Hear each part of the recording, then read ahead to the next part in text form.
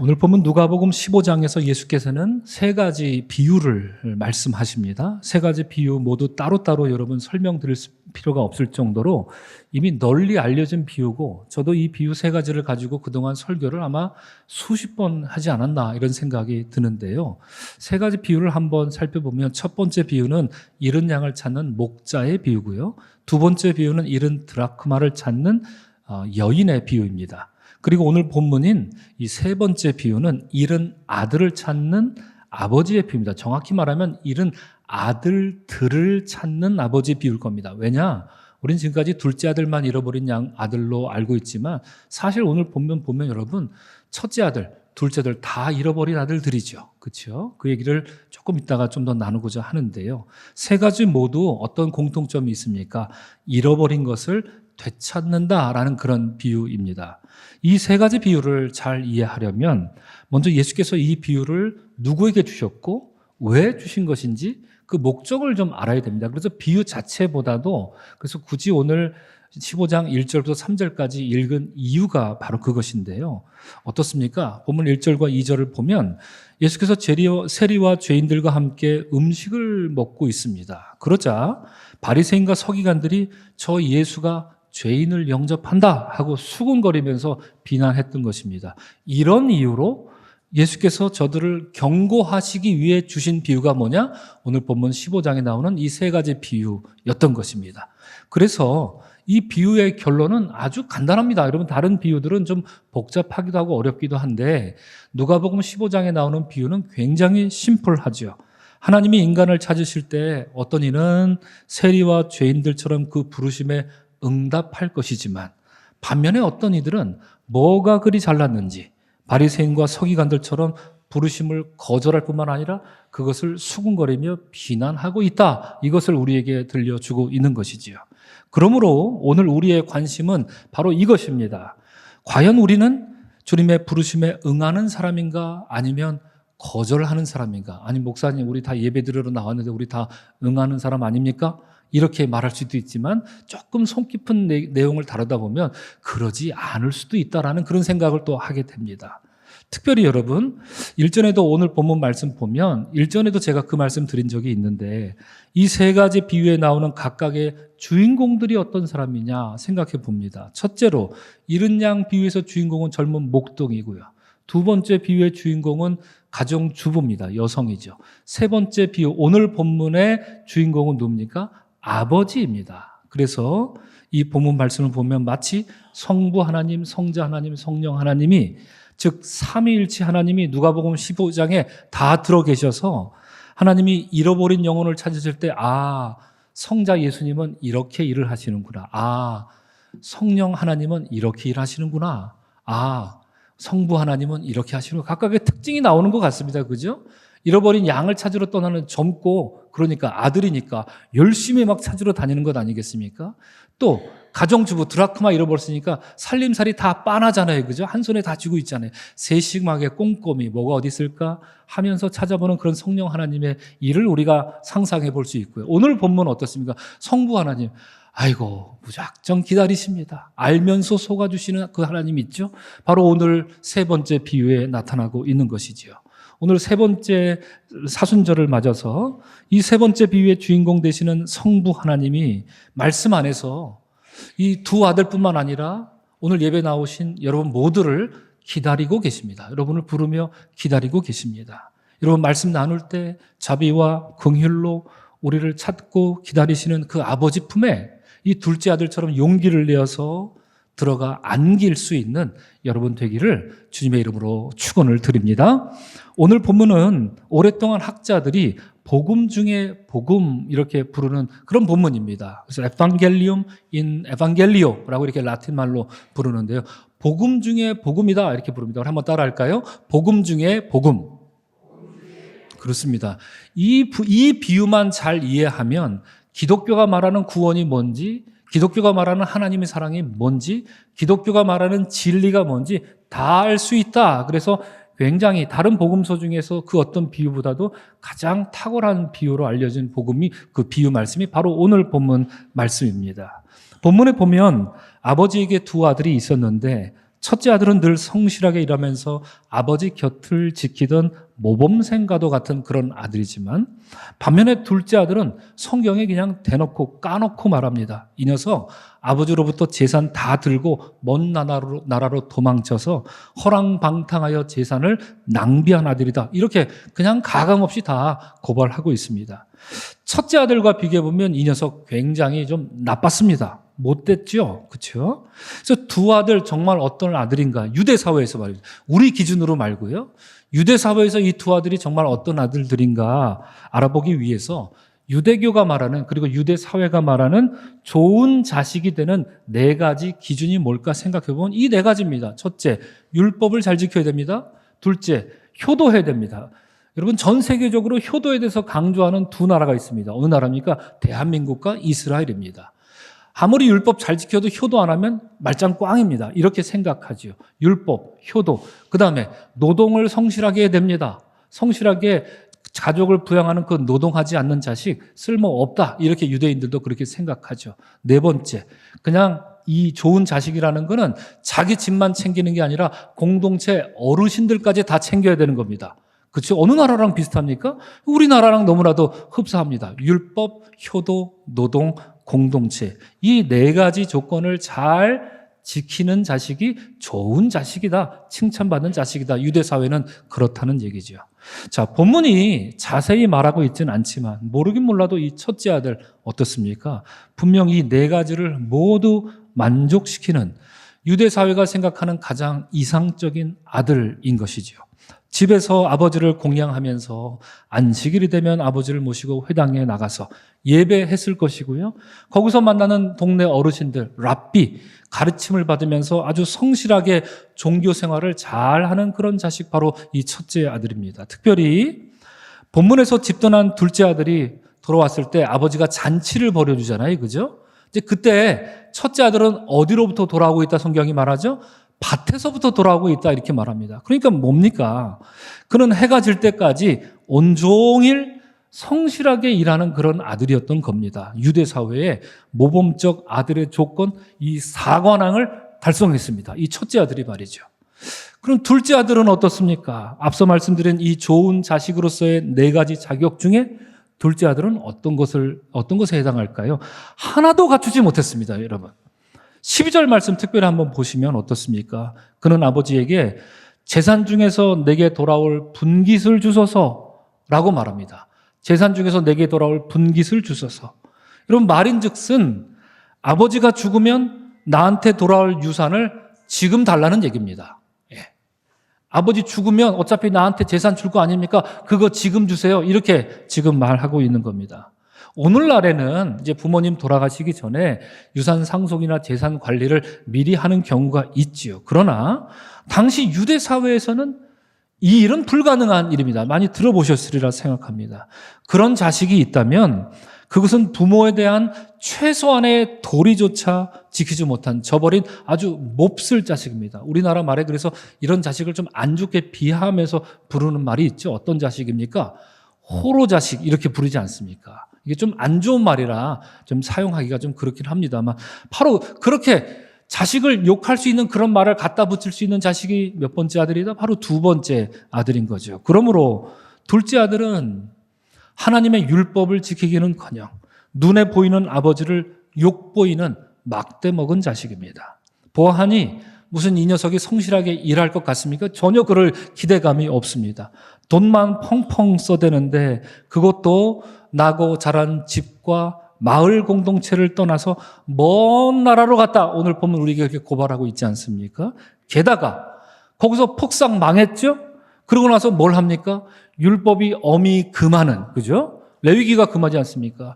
돼지, 금하는 동물 아닙니까? 돼지를 치면서 살았다고 하니 가히 유대 사회가 말하는 폐륜적 자식의 조건 네 가지를 성공적으로 달성한 녀석이 이 둘째 아들이 말입니다. 이처럼 상반된 두 아들을 정리해 보면 제가 재밌는 현수막을 한번 만들어 보라고 이렇게 했는데요. 첫째 아들은 유대 사회의 아주 모범적인 자식의 표본, 둘째 아들은 폐륜적 자식의 표본으로서 예수님 비유에 나올 겁니다. 다른 이유로 두 녀석 다, 두 아들 다 마을 어귀에 이런 플랜카드가 붙었을 법합니다. 와, 자랑스러운 첫째 아들, 모범적 자식 4관왕 달성. 경축, 자랑스러운 둘째 아들, 드디어 패륜적 자식 4관왕 달성. 둘 다 양극단적으로 이런 소리를 들을 만한 자식들이었습니다. 자, 유대 사회가 두 아들을 이렇게 평가하는 것은 우리의 궁극적인 관심이 아닙니다. 여러분. 우리의 관심은 유대의 사회는 그렇게 말한다고 지금 우리는 확인했을 뿐이고요. 그러면 예수님은 이 두 아들을 어떻게 평가할까? 우리 관심은 그거 아니겠습니까? 예수님의 눈에 그가 유대적으로 볼 때 모범적이냐 패륜적이냐 이거 그렇게 크게 중요한 게 아니었던 것 같습니다. 그리고 지금까지 어떻게 살았느냐 이거 그렇게 크게 중요한 것 같진 않습니다. 중요한 건 뭡니까? 이제부터 어떻게 할 것이냐 이걸 두고 주님이 오늘 이 비유의 말씀을 들려주는 것이겠지요. 자, 여기서 우리가 이 본문 말씀 읽을 때, 이 비유를 읽을 때 진지하게 그리고 솔직하게 생각해 봐야 할 것이 있습니다. 본문에 나온 둘째 아들 여러분 이해가 됩니까? 납득이 됩니까? 용납이 됩니까? 저는 아닐 것 같아요. 저한테 이런 자식이 있으면 그냥 한번 후려치고 냅다 집에서 쫓아내지 않을까 이런 생각을 듭니다. 완전 철면피잖아요. 그죠? 그렇게 돌아왔습니다. 그런데 우리 하나님, 우리 하나님이야. 어떤 사랑, 우리 하나님의 사랑, 우리가 어떻게 노래하죠? 하늘을 두루마리 삼고 바다를 먹물 삼아도 다 기록할 수 없는 하나님의 사랑. 그런 사랑을 하시는 하나님이니까 그런 방탕한 자식을 용서하실 수 있을 것 같습니다. 충분히 넉넉히 용서하실 것 같아요. 그래서 우리 인정하죠. 그럼 하나님은 그래 역시 하나님이야. 이 본문 말씀 읽으면 그렇게 은혜를 받습니다. 하지만 첫째 아들 어떻습니까? 여러분이 우리가 만약 첫째 아들이라면 이 첫째 아들 비난할 수 있을까요? 그는 집에서 아버지 공양하면서 이 혀가 빠지도록 일했습니다. 충실한 아들이었습니다. 그의 입장이 돼보면 그처럼 허랑방탕한 동생이 돌아온 게 기쁠까요? 제가 형이라도 별로 기쁘지 않을 것 같아요. 저 녀석 왔단 말이야? 이놈의 자식. 이랬을 것 같아요. 게다가 그런 동생이 오면 뭐부터 들어야 됩니까? 뭐 용서한다 치더라도 먼저 회초리부터 드는 게 순서 아니겠어요? 그렇죠. 여러분 공감해 주십시오. 저는 그럴 것 같아요. 회초리부터 들 것 같아요. 그런 자식이 있다면. 근데 아버지 어떻습니까? 뭐 광고도 아닌데 묻지도 따지지도 않고 동네 사람들 다 모아서 풍악을 울리면서 상다리 부러져라 잔치를 베풉니다. 여기서 여러분 풍악을 울렸다라는 이 풍악이라는 말이 여러분 다 아는 헬라어 말인데 뭐냐면 심포니 말하는 말입니다. 심포니 오케스트라 할 때 그 심포니가 바로 이 풍악을 울렸다라는 말이거든요. 이거 뭐 너무 좀 그렇지 않습니까? 첫째 아들 입장에서 보면 말입니다. 더더군다나 나는 하루 온종일 어디서 일한 거예요? 밭에서 일했잖아요. 그러면 나 좀 부르든가. 나를 부르지도 않고 나는 일하고 있는데 나는 일하다 왔는데 동생 왔다고 나를 빼고 잔치를 벌이고 있는 거예요. 제가 첫째 아들이라면 굉장히 빈정상하고 저도 막 화딱지가 났을 것만 같습니다. 그래서 오늘 본문 말씀은 이해하기 쉬울 것 같지만 사실 이해하기 정말 어렵고 그래서 2000년 교회 역사 속에 이 본문 말씀은 굉장히 많은 신학자들과 성직자들이 이렇게도 해석해보고 저렇게도 해석해보고 합니다. 저도 뭐 이 본문 말씀 가지고 수십 번 설교를 해왔으니 그 중에 하나 가지고 여러분들에게 오늘 소개해도 뭐 되지 않을까 싶은 생각도 들었습니다만 이 말씀 가지고 며칠을 막 씨름하면서 혹은 신음소리 내면서 이 말씀을 읽었습니다. 첫째 아들도 돼보고 둘째 아들도 돼보고 아버지 마음도 돼보고 그날 이제 잔치집에 잡힌 그 송아지도 한번 돼보고 그래 날 잡아주십시오 이렇게 송아지도 한번 돼보고 악기를 연주하는 그 악단 중에 한 사람도 돼보고 막 감정이입을 하면서 이 본문 말씀을 읽었는데요. 그러던 중에 저희가 하나님 책 한 권을 생각나게 해주셨는데 바로 도스토옙스키가 쓴 죄와 벌입니다. 이 소설에 힌트가 있지 않을까 싶었습니다. 이 작품에 대해서 여러분 많은 분들이 들어보셨고 읽어보신 분들도 계시겠지만 이 소설 내용을 잠시 소개하면 이렇습니다. 이 소설 죄와 벌의 주인공은 라스콜리코프. 여러분 이 도스토옙스키가 쓴 소설을 읽는데 제일 어려운 게 뭔지 아십니까? 등장인물의 이름 읽는 게 사실 제일 어렵습니다. 읽어도 맞게 읽었는지 헷갈릴 때가 굉장히 많은데요. 라스콜리코프라고 하는 이 주인공 23살 된 법대생 근데 휴학 중입니다. 그는 아주 낡고 허름한 방에서 살고 있는데요. 소설이 말하기를 그의 방은 무슨 벽장 같은 또는 심지어 판잣대기를 대충 못으로 박아가지고 이렇게 얽히고 설켜 만든 괴짝 같은 방이라고 말합니다. 주인공은 이런 방에서 살고 있는데 여러분 몇 달째 이런 데서 사는데도 몇 달째 방세를 밀리고 있습니다. 그래서 주인 만나면 피해 다니고 있었다는 얘기지요. 그래서 전당포에 가서 이 시계 그리고 반지 이런 걸 맡겨서 급전을 얻어서 끼니를 연명하고 있는 아주 빈곤에 허덕이는 그런 법대생, 휴학생이었습니다. 그래서 아무리 장래가 촉망받는 법대생이긴 했지만 학교를 다닐 형편이 못 되었던 거죠. 이런 자신의 비참한 현실을 곱씹던 주인공 라스콜리코프는 어느 날 한 사람이 머릿속에 들어오고 자기 눈에 딱 들어왔던 겁니다. 그건 누구였느냐? 바로 전당포를 운영하는 알료나라고 하는 이름의 노파였습니다. 이 전당포 주인은 어떤 사람인가? 가난한 사람들에게 돈 빌려주고 말도 안 되는 높은 이자를 받아먹던 아주 비정한 사람이었는데요.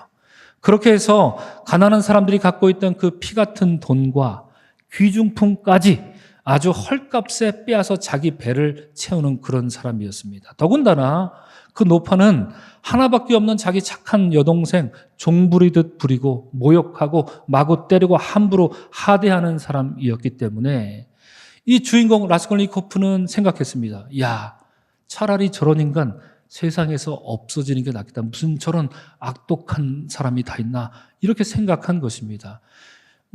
여러분은 어떻습니까? 저는 이런 생각할 때가 종종 있습니다. 여러분, 여러분의 담임 목사를 이상하게 생각하지 마시고요. 저도 비슷하게 생각할 때가 많습니다. 뉴스에 보도되는 끔찍한 범죄자 소리 들으면 어떻습니까? 야, 저 사람 살려줘야지. 우리가 그렇게 생각하던가요? 보통 사람 아니죠. 야, 저런 놈은 죽여야 돼. 사형제도가 왜 없는지 몰라. 이런 얘기 우리 마음속으로 하지 않습니까? 또 저는 이런 사람들보다도 사실 이런 사람들이 더 화가 나는데요. 사기 행각을 벌여서 소시민들, 전세 사기니 이런 거 해가지고요. 절망에 빠뜨리고. 그래서 그들 중에 어떤 사람은 세상을 비관하다가 목숨 끊는 일들도 막 일어나지 않습니까? 그런데 그 사기꾼들은 뭐 합니까? 해외로 도피해서 희희낙낙거리고 잘 살고 있다 이런 얘기를 들으면 이런 생각이 들죠. 귀신은 뭐하나 진짜 저런 놈 안 잡아가고 이렇게 말하면서 차라리 저런 인간은 세상에서 없어지면 좋겠다라고 생각할 때가 저는 있습니다. 여러분은 어떠하십니까? 주인공 라스콜니코프의 생각이 지금 바로 그겁니다. 바로 지금 그 생각이 든 겁니다. 이런 생각으로 골똘하던 중에 주인공은 이제 그것을 실행에 옮기기로 마음을 먹고 준비를 합니다. 그는 노파의 생명을 저 사람의 생명은 바퀴벌레 같은 생명이다 이렇게 평가하면서 저 사람을 죽여서 그녀가 갖고 있는 그 재산을 가난한 사람들한테 나눠주면 여러 사람들에게 유익할 것 아닌가? 이렇게 자기가 할 살인의 명분도 만듭니다. 예. 그러면서 이 일을 내가 해야지. 나는 그래도 돼.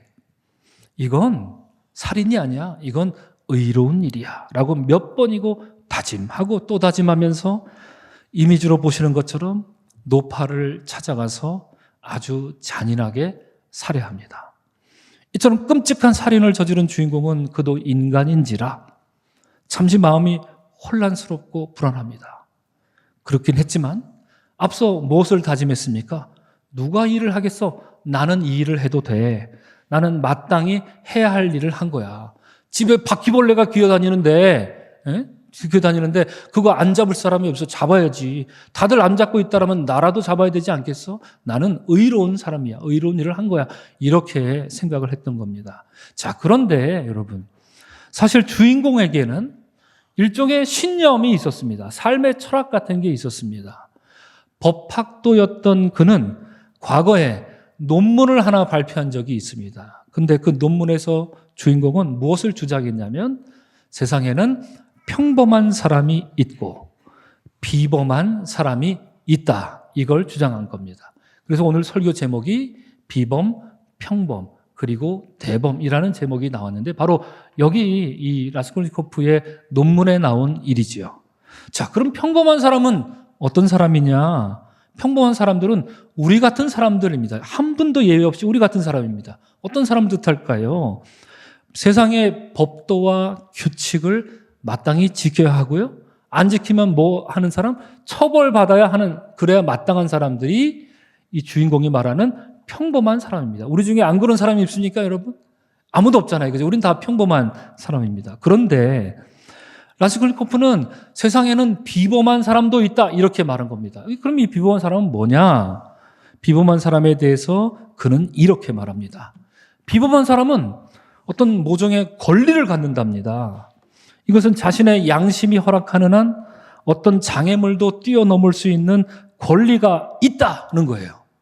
즉 그가 말하는 비범한 사람은 상황에 따라 규범을 어겨도 되는 권리와 의무가 있다는 얘기입니다. 남들은 하면 안 되지만 이 비범한 사람은 해도 된다, 이렇게 주장을 한 겁니다. 이처럼 주인공은 나야말로 비범한 사람이라는 환상에 빠진 나머지 세상의 평범한 사람들이 하지 못할 일을 비범한 사람인 내가 해줘야지, 이렇게 믿었기 때문에 나중에 재판관 앞에 끌려가서도 은근히 자신의 의로움을 뽐내면서 죄를 인정하지 않고 교묘하게 빠져나가려고 했던 것입니다. 자, 그런데 여러분, 소설에 보면, 학원으로 가보면 그대로 주인공은 소니아라는 한 여인을 만납니다. 그리고 심경의 변화를 겪게 됩니다. 그녀는 주인공 이 라스콜니코프가 하는 말을 갖다붙다 평가하거나 그러지 않습니다. 그냥 그가 하는 말을 있는 그대로 다 들어주는 마음씨 고운 그런 여인이었는데, 이 소냐와 지내는 동안에 주인공은 점점 자기가 저지른 일에 대해서 죄책감을 느끼기 시작한 겁니다. 그래서 어느 날 주인공은 자신이 저지른 살인 이야기를 마치 다른 사람 이야기하는 것처럼 소냐에게 말을 꺼냅니다. 이게 어떤 거냐면 이런 겁니다, 여러분. 우리도 내 얘기인데 누구한테 얘기하고 싶어요. 근데 이렇게 말하죠. 이거 내 얘기 아니고 내 친구 얘기인데, 그러면서 말할 때 있죠.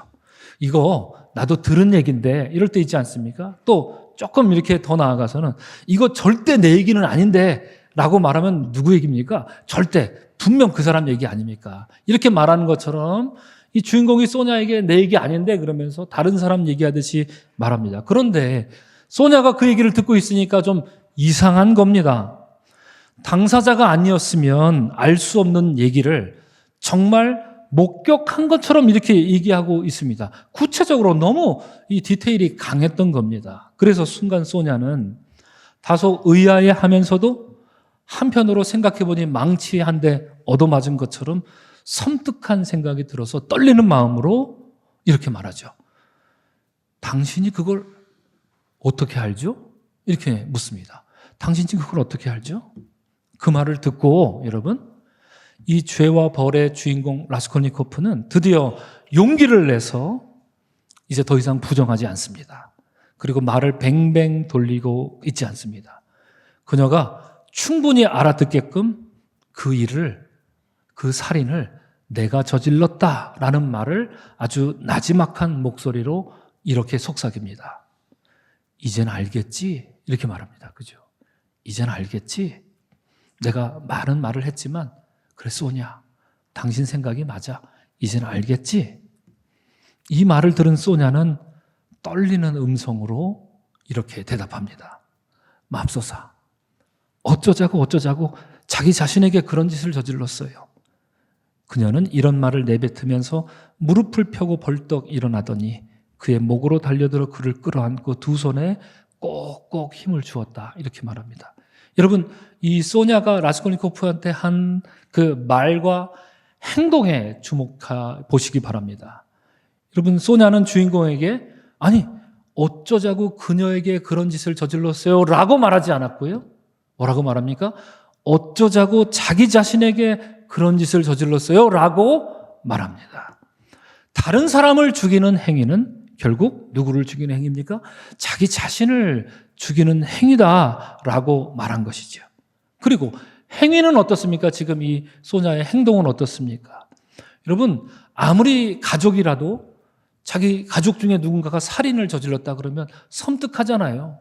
그럼 손을 잡고 있더라도 손을 놓을 법합니다. 근데 소냐는 어떻게 합니까? 오히려 라스콜니코프에게 다가가서 어리석고 이 불쌍한 사람을 끌어안고 두 손으로 꼭꼭 힘을 주어 않았다고 이 소설이 말하고 있습니다. 이 누구 얘기가 딱 떠오르지 않습니까? 이 장면을 읽으면. 그죠? 그래서 잠시 뒤에 이 라스콜니코프는 자기를 거꾸로 안아준 이 소냐를 서글픈 눈으로 바라봅니다. 후회하는 눈으로 바라보죠. 그리고 이렇게 말합니다. 당신 정말 이상한 여자야, 소냐. 내가 그걸 얘기했는데도 나를 끌어안고 입을 맞춰주다니. 이렇게 잘못을 회개하는 그런 말을 하는 거죠. 여러분, 자신의 잘못을 인정하지 않고 처음에 어땠습니까? 자기는 뭐라고요? 비범한 사람. 비범한 사람이니 뭐니 하면서 합리화하기만 했던 주인공이 이 소냐라는 여인을 만나서 참회하면서 평범한 사람으로 돌아가는 아주 감동적인 장면입니다. 그가 비범한 사람에서 평범한 사람으로 돌아가는 과정에 반드시 어떤 과정을 거쳤습니다. 그게 뭐였습니까? 자기의 죄를 솔직하게 고백하는 용기. 그것이 있었기 때문입니다. 이로써 주인공은 단순히 비범한 사람이었다가 평범한 사람으로 돌아간 게 아닙니다. 우리는 이 라스콜니코프를 이렇게 말해야 됩니다. 그는 참으로 대범하게 자기 허물과 죄를 고백한 어떤 사람이라고요? 대범한 사람이 되었다. 우리 하나님 찾는 자가 바로 이 대범한 사람 아닙니까? 우리의 죄와 허물을 고백하고 돌아오는 대범한 사람 말입니다. 여러분, 세상에 자기 죄를 낱낱이 고백하는 것보다 더 힘든 일은 없을 겁니다. 심지어 우리 하나님께 우리 죄를 고백할 때도 고백할 수 있는 것만 고백할 때가 많지요. 고백할 수 없는 건 감춰놓을 때가 많단 말입니다. 우리가 회개기도 한다고 할 때도 말입니다. 그래서 이런 고백은 아무나 할 수 있는 고백이 아니라 오직 용기 있는 자만이 할 수 있는 대범한 사람만이 할 수 있는 그런 회개의 고백이었던 것입니다. 오늘 사순절 셋째 주마서 2부에 나오신 성도 여러분, 이러한 두 사람의 대화를 가만히 듣고 보니 오늘 본문에서 아버지에게로 돌아온 둘째 아들과 그를 아무런 조건 없이 맞아주는 이 아버지의 모습과 자연스럽게 연결이 되지요.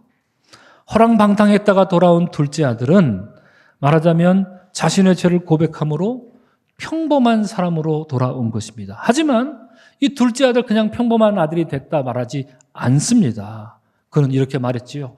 내가 일어나 아버지께로 가서 이르시기를 아버지, 내가 하늘과 아버지께 죄를 지었사오니 지금부터는 아버지 아들이라 일컬음을 감당치 못하겠나이다. 이 말을 내가 가서 하리라 용기를 내어서 담대하게 고백해야 되겠다. 이렇게 아버지를 찾아간 것이지요. 그래서 대범한 사람이 되었다. 우리는 이 둘째 아들을 그렇게 볼 수 있는 것입니다.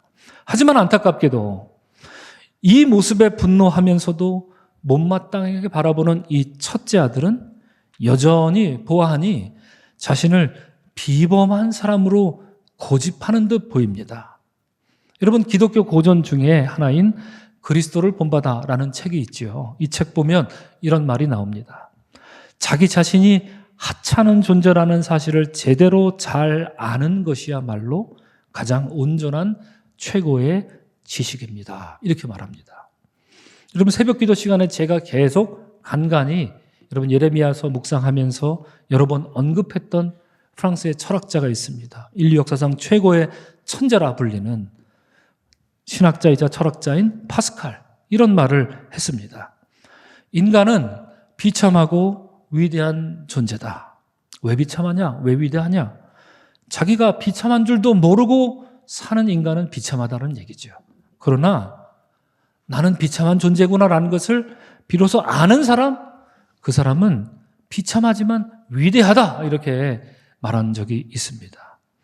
이런 점에서 첫째 아들은 여러분, 자기가 비참한 존재인 줄 모르기 때문에 여전히 비참한 존재로 남습니다. 특별히 여러분, 28절 이하를 보면 첫째 아들은 아버지에게 분노하면서 이렇게 말하는 장면이 있습니다. 여러분, 본문 이 원어로 읽으면 좀 다른 느낌이거든요. 근데 그래도 이 새한글 번역 성경이 언어에 좀 가깝게 했습니다. 그래서 보면 화면에 보십시오.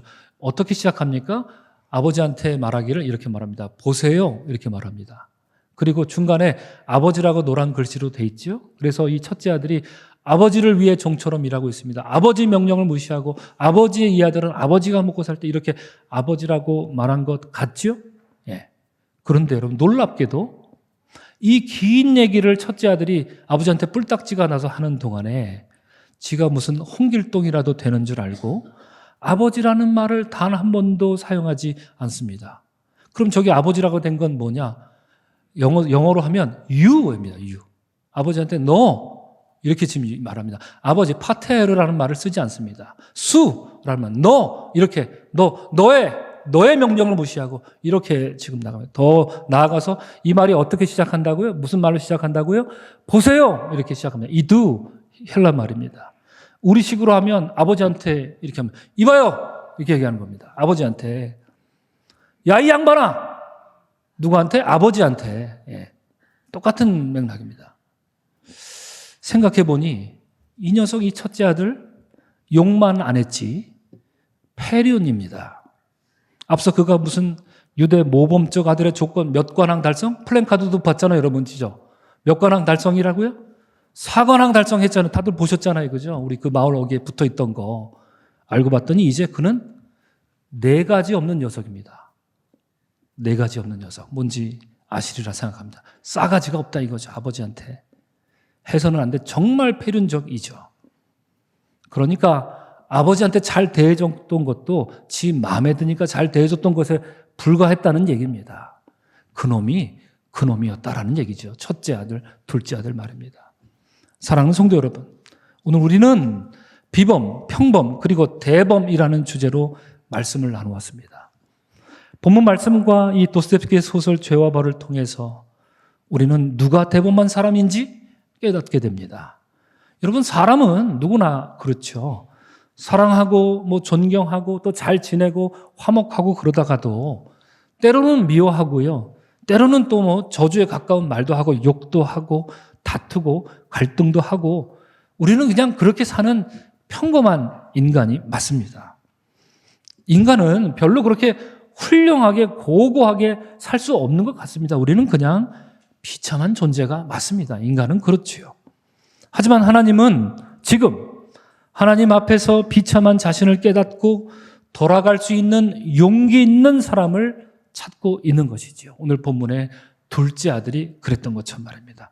그런 자를 하나님은 단순한 평범한 사람이 아니라 그런 자를 대범한 사람으로 높여주신다. 오늘 보면 우리에게 이 이야기를 들려줍니다. 하지만 세상에는 스스로 비범한 사람이라도 된 줄 알고 첫째 아들처럼 자기 의에 빠져 사는 사람이 참 많습니다. 언제나 자기는 다른 사람보다 위에 있다 이렇게 생각하면서 그러다 보니 아버지 뜻보다도 더 위에 있으려 하는 사람이 있다는 얘기지요. 그래서 자신의 인생이 비참한 줄도 모르고 자신의 그 비참한 인생은 가리고 숨기고 공구리라도 쳐서라도 남들에게 들키지 않으려 하고 그러면서 더욱더 비참한 존재가 되어가는 줄도 모르고 비참한 존재가 되어가고 있다라는 얘기입니다. 바리새인과 서기관처럼 말입니다. 사랑하는 성도 여러분, 이제 말씀을 마치겠습니다. 오늘 예수께서 주신 비유는 아버지가 첫째 아들에게 마지막 말을 남기면서 이 비유가 끝납니다. 우리 다 같이 이 말씀을 한 목소리로 한번 읽겠습니다. 시작.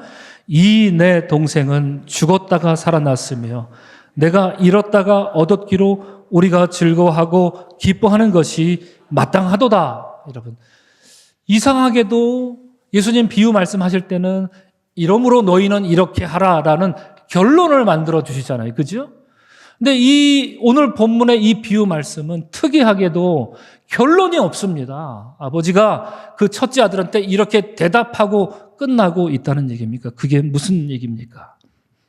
이 이야기의 결론은 영어로 open ending conclusion입니다. 열려있는 결말이죠. 드라마나 영화에서도 그런 적 있죠. 그러므로 여러분, 방금 우리가 함께 읽은 이 본문 말씀은 바리새인과 서기관 같은 이 첫째 아들에게 주신 말씀이기도 하지만 오늘 이 예배를 통해서 이 말씀을 대면하는 여러분과 우리를 향한 주님의 말씀인 것이죠. 이 이야기를 지금 난 너희에게 말한다. 너의 대답은 무엇이냐? 주님, 우리 각 사람에게 묻고 있습니다. 너는 비범한 사람이냐? 너는 평범한 사람이냐? 아니면 너 혹시 정말 대범한 사람 한번 돼보지 않을래? 주님이 우리에게 묻고 계신 것입니다.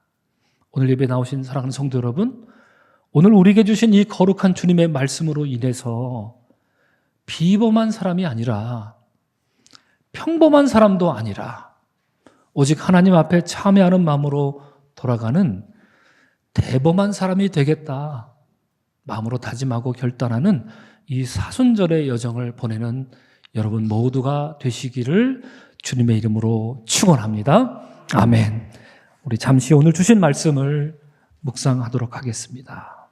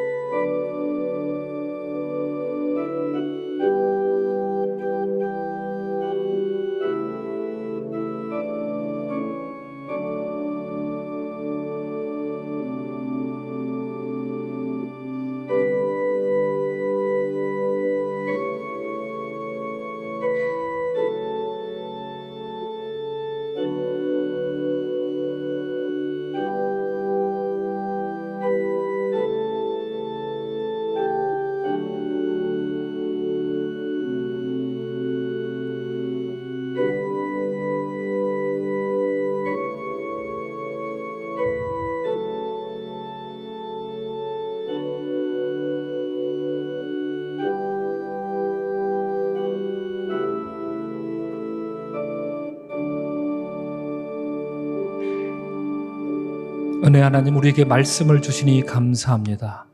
우리는 대범한 사람인 줄 알았지만 주여, 우리는 그렇지 못했고 지금껏 비범한 사람인 줄 알고 살아왔습니다. 주여, 우리를 불쌍히 여겨 주시옵소서. 우리는 평범한 사람입니다. 우리는 비참합니다. 비참한 줄 모르고 살아가기에 비참합니다. 비참한 것을 주님 앞에 내어놓을 줄도 모르고 숨기며 살아가기에 비참합니다. 은혜의 주님, 우리에게 용기를 주시옵소서. 우리의 죄와 허물을 주님 앞에 낱낱이 고하여 주님 기다리시는 그 품 너른 품에 안길 수 있는 대범한 사람 되게 도와 주시옵소서. 감사하신 예수님 이름 받들어 축복하며 기도합니다. 아멘.